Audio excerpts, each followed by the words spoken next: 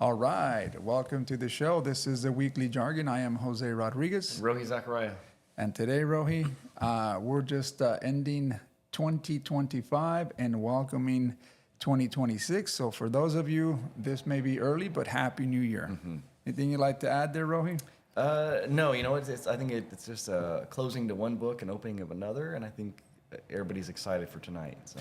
Yeah, and as you can see, that's kind of what we have up on the screen right now is we have a leap from 2025 to 2026. And as we head into the new year, we can always look back and maybe, just talk about some of the events that took place in 2025. And we'll start off the new year in 2025, obviously with the election of our new president that took office soon after the year.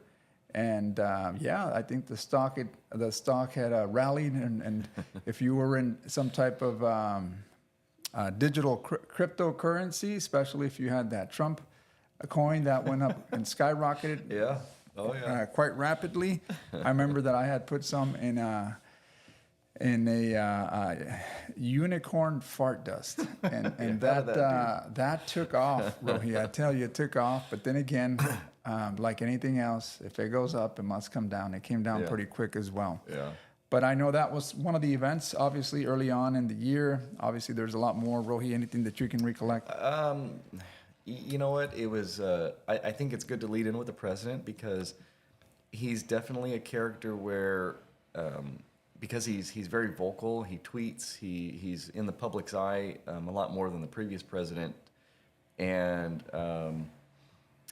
obviously him pairing up with like Elon, that caused a stir. This whole Doge, run, and it made it wild because it was hard to tell what he was going to tweet tomorrow, and you need to be behind it. Like hey, we're going to go do this, and man, if you had stock in that, boom. Popped up, and all of a sudden he about faced and said, "Hey, we're not doing anything anymore." Boom, your stock crashed. Yeah. So, well, it's funny right. is that I think this is the first time I saw a president, especially during office, doing a commercial for the Tesla vehicles, right? Yeah. Come on and get your car. Yeah. Yeah. So I think he had suffered some of the public backlash, right? And what better way than the president helped me get some sales back up because it's hurting my business. Yeah. Well, it's I think just focused on Tesla alone, it's difficult because I think it's difficult for both sides because prior to Trump, Tesla's image was almost like the Apple image where it somehow had this elitism. You were cutting edge. You were saving the planet. So it kind of leaned to people of that nature, which it tends to be your Democratic Party, you would think. Although the president would never recognize Tesla by name. They would mention everybody's name, but not Tesla. And then here comes Trump to back Tesla, and all of a sudden you got the right-wing gun lovers buying up Teslas because Trump says to, and the other people are like, oh, I don't know what to do because I like my Tesla, but I don't want to be identified by those people. And it was just kind of funny to see how that now Tesla is being bought up by a different kind of people, still hopefully with the same agenda that you're wanting to save the planet and feel good. Of course. And I know early on the Department of Government Efficiency certainly was starting to make some moves, but early on I think that also created some stir there on both ends of the aisle, right? Yeah. It just wasn't the Democrats, but also I think Republicans probably saw, hey, this may be an overreach.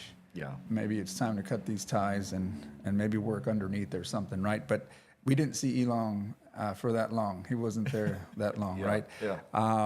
But certainly appreciated some of the skits that were done. I mean, obviously, I think late night host had a blast with it, not only with Elon, but also with our president. It's always the case, right? Yeah. SNL is one of the bigger shows that'll portray any president. Doesn't matter what side of the aisle you're in, but it's funny to have that satire. Early on also, I forgot to mention is that we had the Palisades fires also that took place, right? And that kind of created some devastating effects there in LA, and how that kind of developed and unraveled, right? You started really pointing fingers, water, fire hydrants weren't pressurized.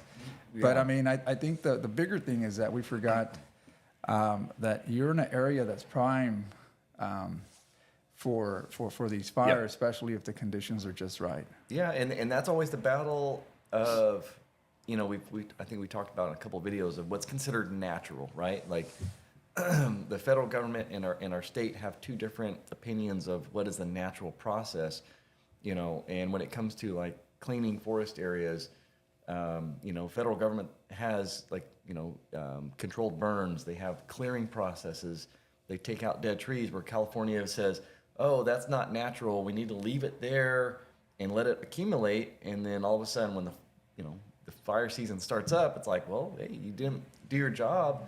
Now here's all this kindling, and guess what? Now instead of it being a mild fire, it's going to be a blaze that you can't control. You know, and again, a lot of it has to do with, you know, people just don't like the word fire. So you know, if you go into Yosemite and they do controlled burns, I mean, people are like, oh my gosh, the pollution. Yeah, but now we're able to prevent a larger fire from taking out the whole forest. You know. Yeah, yeah, and I think. You know, these are just forces of nature sometimes that come, and I think. And you're building a house in it. Murphy's Law says that if it's bound to happen, it'll essentially happen. It just happened to happen during these times. Yeah. And obviously that created a lot of stir, a lot of finger pointing. Yeah. And that was one of the bigger events that we saw throughout the year. Obviously, around the world, there's so many other events. We talked about the market watch too, Rohi, because I think soon after the tariffs were playing a big part. You know, we saw our market kind of correct itself, or at least it took some hit, right? It came down to like 39,000 points. That's in the Dow Jones. Obviously, all other NASDAQs and all the other markets took a hit. But looking at it today, we're up 13% from that time, right? And that's a good thing. So for those that might have pulled out thinking that there was going to be a big recession that we may be in. I mean, obviously certain indicators may say that. A lot of naysayers on the social media. We talked about our housing market. We talked about how certain cycles play out, and we showed those periods when to make money and when. And I brought that up on the screen because I think it was important for people to see that these cycles, they happen over certain time periods, right? And I think it's important for people to understand that. And obviously, you can do your own research. But we did see that. We did see that early on in the year. Then it kind of bounced back. I think the president did ease off on some of those tariffs. But, I mean, this is obviously April, May, going into the summer. Any of the events that you recollect? I know some of the big things, obviously, you know, what played into a lot of this in your markets is like the whole AI thing, you know, looking at stocks like NVIDIA, you know,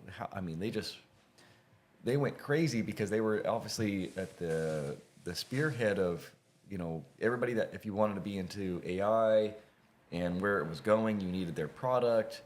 And then you had, again, the tariffs kick in, and now, you know, fighting over technology.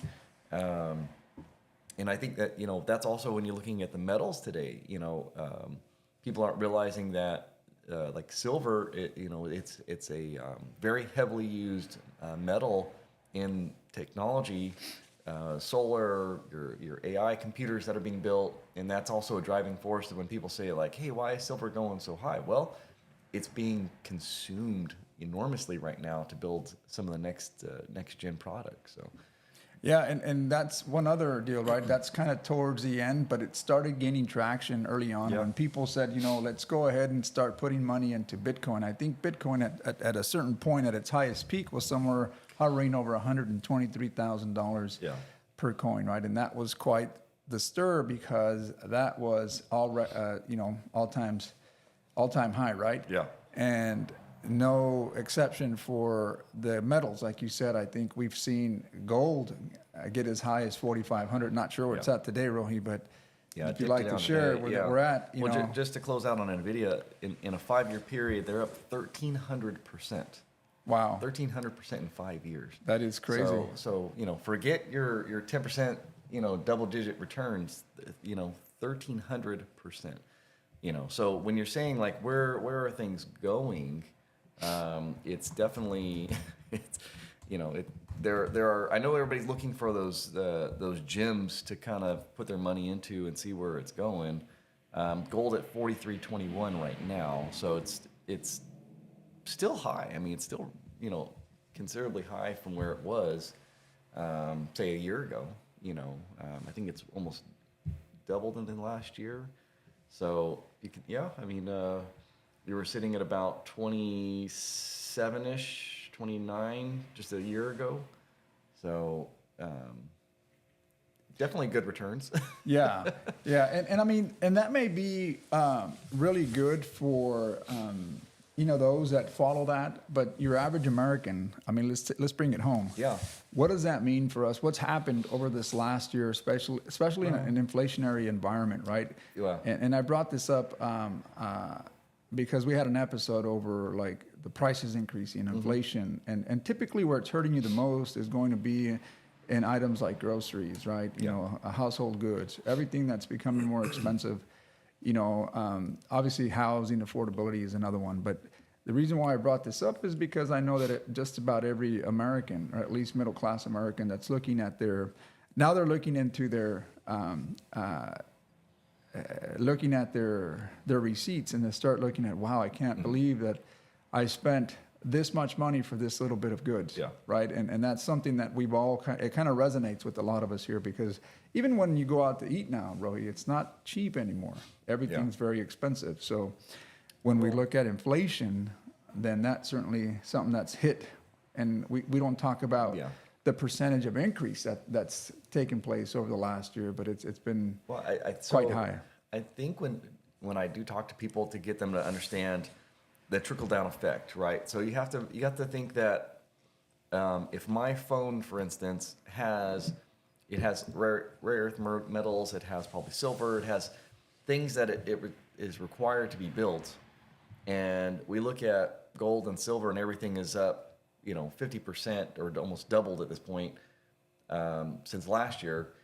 You should have an expectation that your next gen phone that you're going to buy is going to be twice as much. Like, that's just the reality. It's costing more to build these things. And if you look at it, I mean, I'm having been in technology for a long time. If you look at just the simple things like that, I remember when we started getting the smartphones and stuff, and paying like $300 at the time was like, oh my gosh, you would pay $300 for a phone, and now they're like well over $1,000. Almost more than the price of a computer for the device that you have in your hand. So it gets difficult. People are starting to look at like what we've been talking about is, man, how do I keep ahead of this? How do I make sure I'm making more money because it's costing more money to live? And I think what gets I would say very cautionary to people is this is when you're going to start seeing the scams, because I've already been approached by a couple people about particular scams that are coming about, promising huge returns, and look, like put your money here and you're gonna get it back. And it's like, well, how do they do it? We can't tell you. No, thank you. I already know that's a huge red sign. But because of people, they're so in need right now. It's like, yeah, hey, you promised me 10x return. How much do you need? Oh, $5,000 here. I don't normally have this, but I'll give it to you.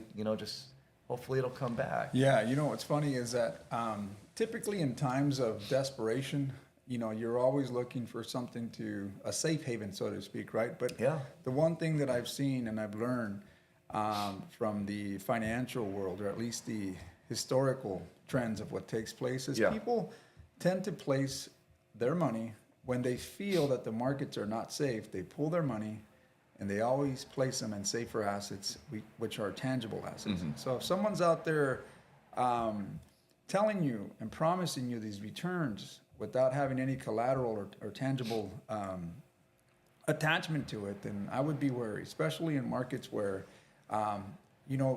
especially if you don't know, you're in uncharted waters and you really don't understand how markets work.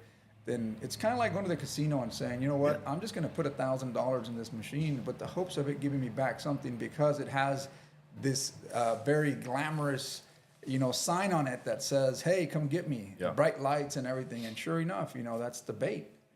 And once you put $1,000 in, yeah, it may throw back 500, but you're walking away losing 500. And the fact that it keeps you there, it gives you back at the end of the day. And we've seen these scams take place, right? We've seen this with was it the Bernie Madoff? Yeah. Remember Yeah. that? And then you had these scams, pyramid scams. Obviously, they're always taking place because, especially if you have a very sharp charlatan that's out there, just, understands human behavior, can get to that psyche and tell you that, promise you that you're going to get these returns, then he'll use your money to pay other people dividends and so forth. And that needs to be built, he needs to build that foundation and over till it finally catches up at some point.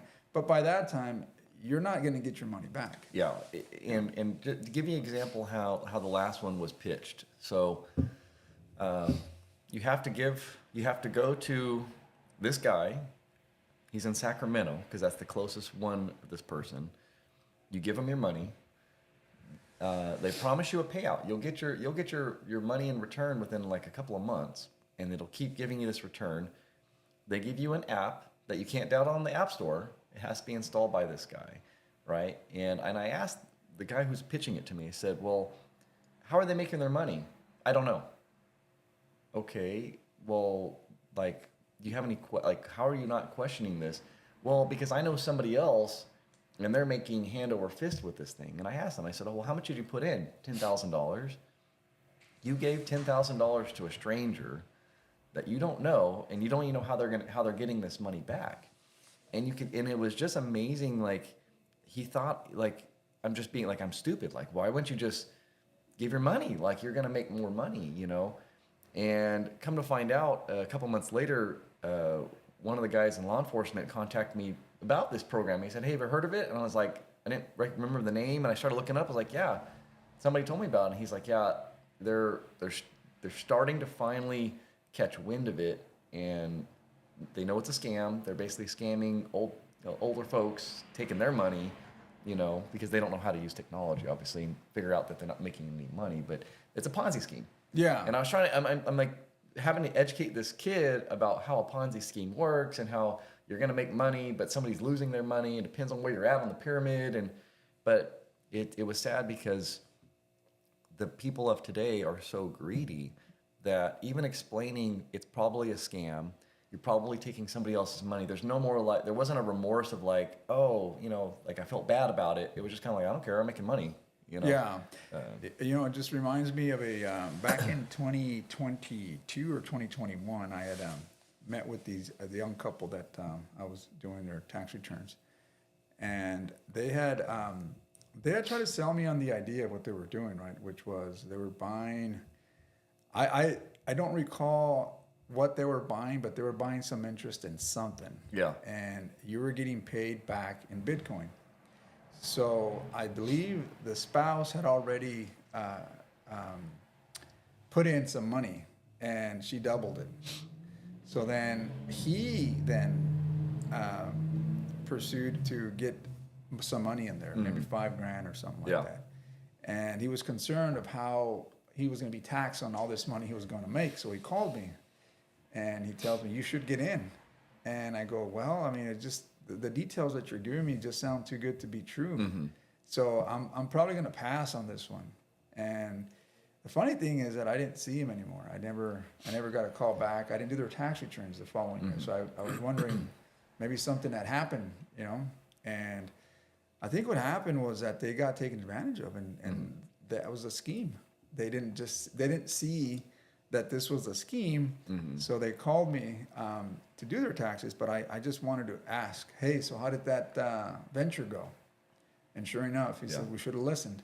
And a lot of times, Rohi, that's like, to your point, right? We get caught up on this emotion that pops up because, think about it. For the majority of us that work every day, there's 8 hours, and, we have dreams, Society paints these dreams about, luxury cars and luxury lifestyles. And sometimes when you look at yourself and you see, wow, I'm just the average Joe. I can't afford all that. But this is my opportunity. This little window is my opportunity to someday hence the lottery ticket. Yeah. Hence how it makes its money too, right? It preys on people's emotions of wanting to someday get to that point, not knowing that sometimes you're already rich in itself. You have family, you have a roof over your head, you have so much more than this artificial life that we're seeking, but that's what's brought to us, right? So anyhow, Yeah.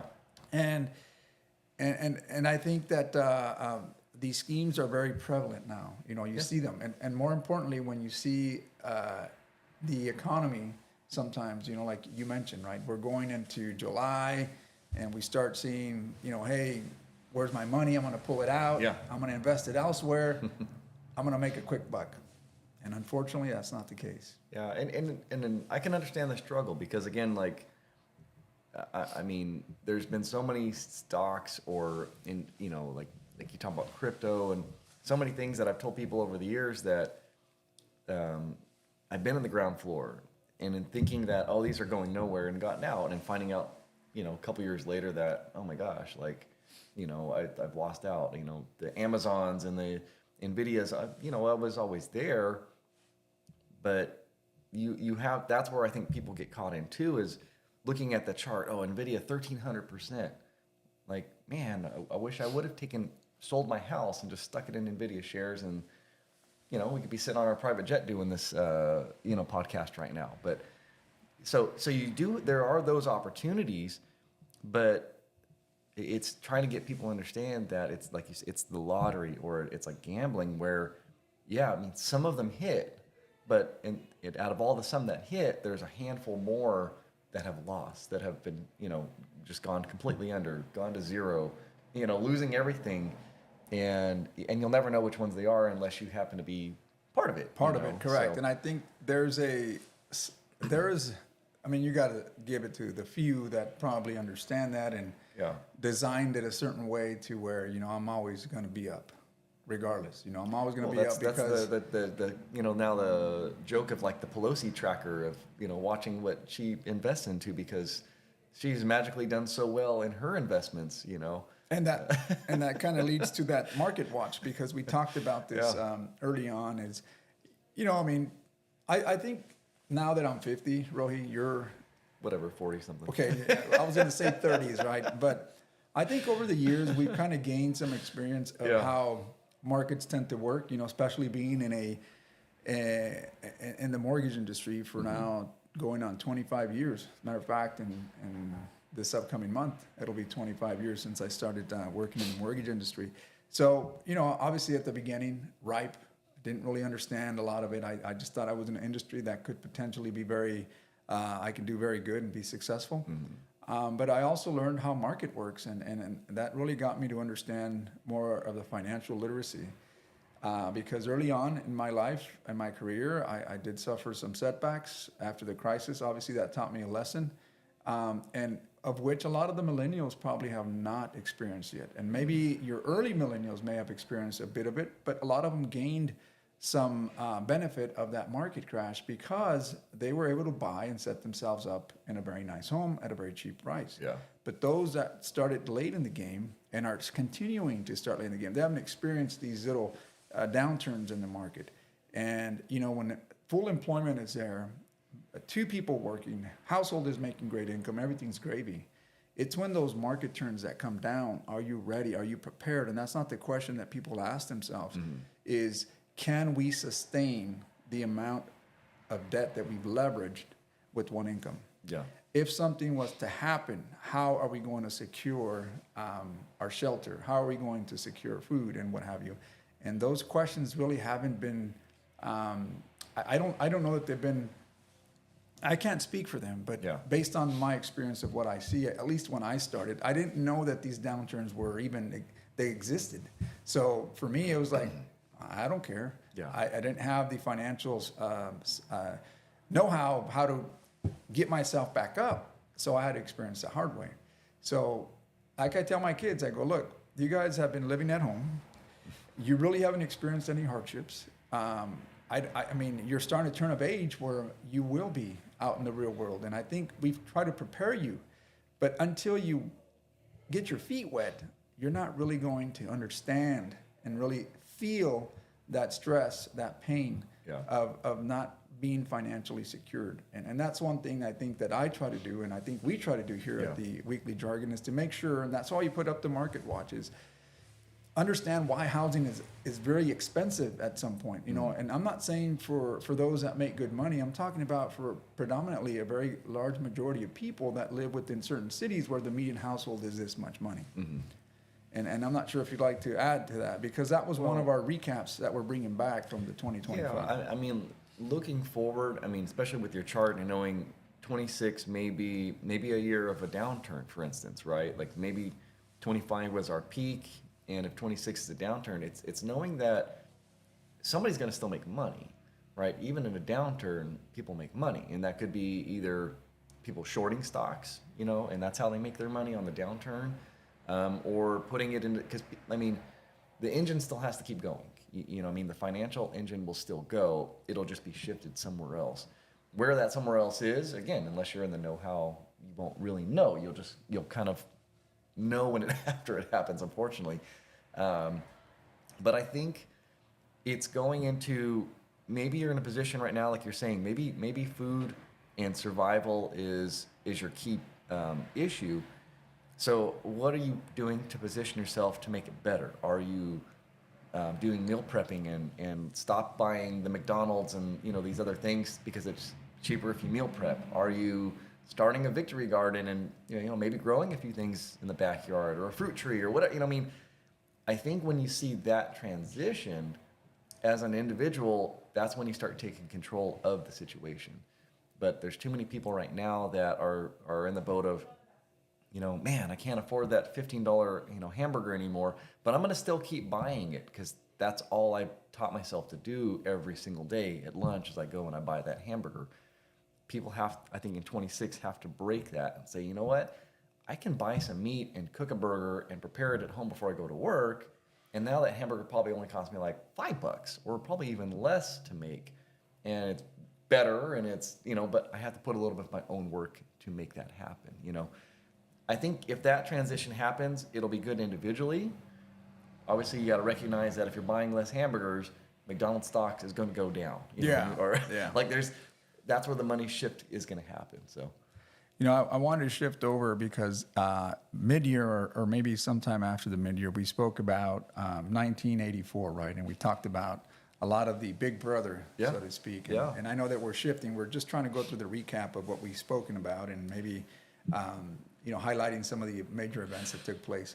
But the 1984, I think, you know, just to your point, is sometimes, you know, a society that's governed by Big Brother in a way, you know, is going to direct you to do certain things, right? So it is up to you and your family to take the initiative to start looking and maybe start preparing yourself financially. I'm not saying you have to go out and be a doomsday prepper, but to an extent, do that financially so that when these dips happen, you're prepared and making sure that, you know, you leave some nuts for the winter, right? Yeah. And I know we had Supervisor Poitras come here and kind of give us some feedback in regards to how we see our current situation, but how you can better yourself also is by, you know, just live within your means sometimes, you know, and don't try to chase these fairy tales that are not existent and can sometimes, you know, really, I don't know, be detrimental to your finances. Yeah. Everything's attainable. Just make sure you have a plan for it and go get it. Yeah. So I'm not sure if you want to add before I switch over to the next screen, but No, you're good. 1984. Anything you want to add there? No, I think that it doesn't need to be a time of fear, like you said. I think I agree that it's just a recognition of where you are and where you want to be. So. Got it. And we talked about the cup of Joe, right? I mean, we thought that coffee was something of importance to us because here at the Weekly Jargon, we cherish we cherish our coffee, and we'll bring it up here so that we can kind of see. This was our episode that we had, and I think we did have some viewers that appreciated that because a cup of Joe, believe it or not, that's kind of the way America runs, right? This is what gets us going in the morning. Rohi, you enjoy your coffee, right? I do. I do. At least a cup a day, sometimes two. So yeah. Good. We also talked about the solar.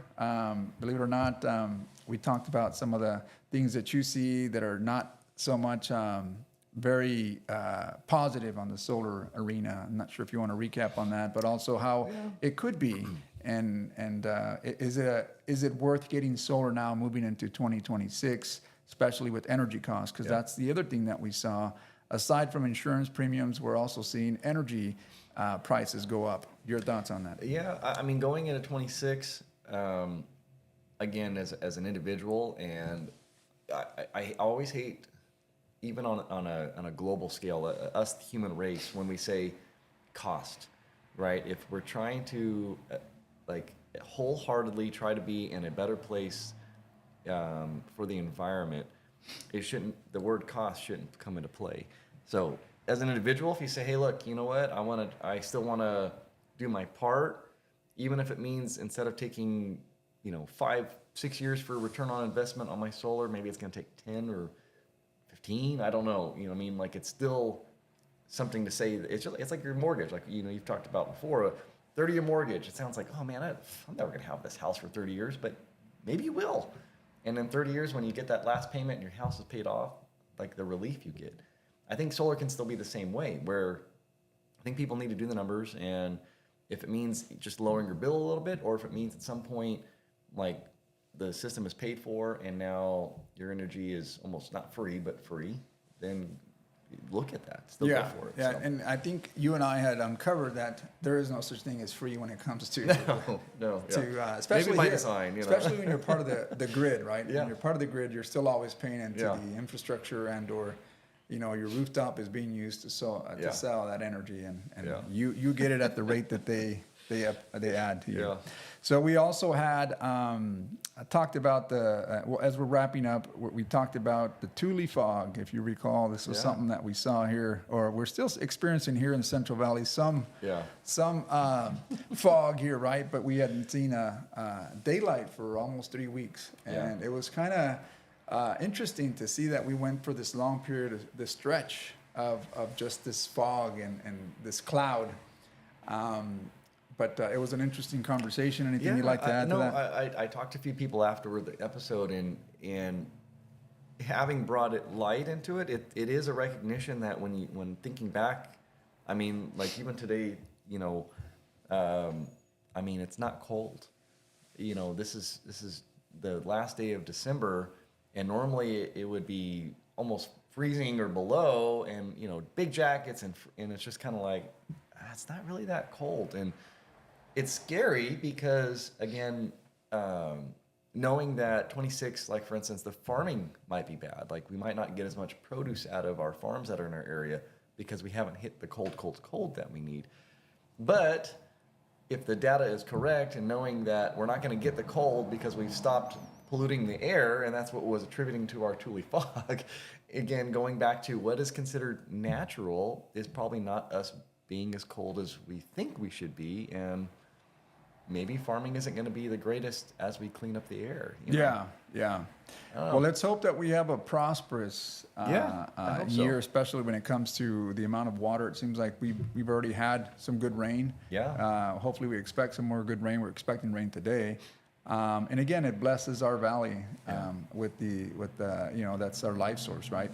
So that's a good thing. And I think we'll end up with one of the last episodes that we had here, which was the Saint Nick, right? And this just took place. I hope everybody had a Merry Christmas and Happy Holidays. Yeah. As we're looking into the new year, again, we wanted to uncover who is this patron, or who is this Saint Nick, right? And I think we had a pretty good conversation last week regarding Saint Nick. But again, I think the one thing that with Catholics, and you mentioned this, I don't know if you want to get down this same explanation of how it's interceding, right? And a lot of times when they look at certain saints, like in this case, Saint Nicholas, give us a brief recap. Well, I mean, I think it's going to be, I know we have a large viewer base, but it's going to be the recognition that even if you're not Catholic or non-believing in a faith, that when you're telling your kids to write that letter to Santa, you're doing a prayer request to a saint and asking for an intercession of them for whatever that kid is, potentially praying for. I mean, obviously they're asking for the latest toy or game or whatever because they have a misunderstanding about what they're doing. But yeah, it's still recognizing, and I had that conversation with my kids after Christmas is, because again, they're at the age of there's no Santa Claus, and it's like, no, there is, and it's a deeper faith journey as a Catholic to understanding what's a saint, and again, the intercession that we're praying for. But I think it's a bigger thing for the world to understand that, you may not be a non-believer or a non-Christian faith, and you're participating in Christmas and the gift giving of Christmas and the letter writing to Santa of Christmas and not realizing, well, it's okay, you're practicing essentially a Christian faith. Yeah. So, but if you're on the fence, and you're looking for a home to worship, come and see Rohi. And St. Joachim's. St. Joachim's, there you go, here in the city of Madera. And with that, we'll kind of wrap up again with this picture here because I think it's important that we see how we're transitioning from 2025 to 2026, making that leap. New Year resolutions, they're always great.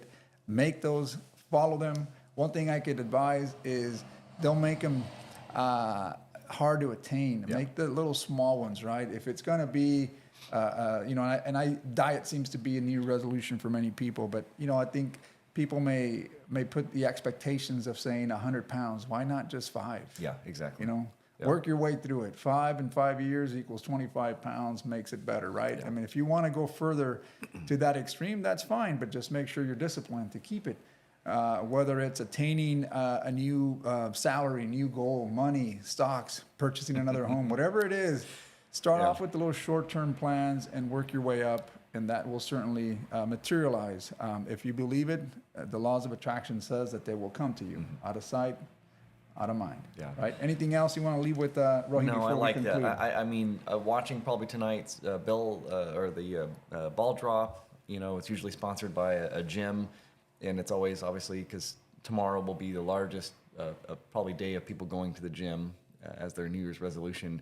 But I like that. It's understanding, for instance, if it's financial gain you want, maybe it's saving $5 every day and somehow just baby steps of saying like, you know what, look, I don't need to have this really expensive cup of coffee. I'm gonna get a Keurig this year. I'm gonna make for 1/5 of the price my cup of coffee and use that money and save it to grow my wealth. Or I'm gonna work out, but I'm not gonna go to the gym 5 days a week for 3 hours a day. I'm gonna set a goal that says for 15 minutes a day, I'm gonna either walk or do some light exercise. And just to end from January 1st, from tomorrow, in a year from now, to be able to say, I feel like I'm a better person than I was the day before. So before we leave, Rohi, any New Year resolutions that you'd like to see? Maybe if we come back here at the end of 2026, what could you say that you would like to accomplish? I think for myself, focus on the things that I'm doing and hope to be doing them better. And I know that's kind of sounds very broad, but being involved in a lot of aspects and some new things that are on the horizon, I would just like to say that those things that I'm doing will be in a better place in a year from now, that they have grown in what we're doing. So. Good. Well, same here, Rohi. I think if I can come back here in a year from now, some of the things that I'd like to see is it's just personal growth. Yeah. As we get older, I think we start looking at life with a different purpose. As my kids get older, you want to make sure that you put a lot of energy into them as well, because they're going to go out into the real world now, and they're going to be, the next citizens and productive members of our community. So making sure that they leave my house with the values that I've had opportunity to have from my parents. So anyhow, with that, we'll leave you now. Again, thank you for watching. Look forward to seeing you next week. If there's anything you'd like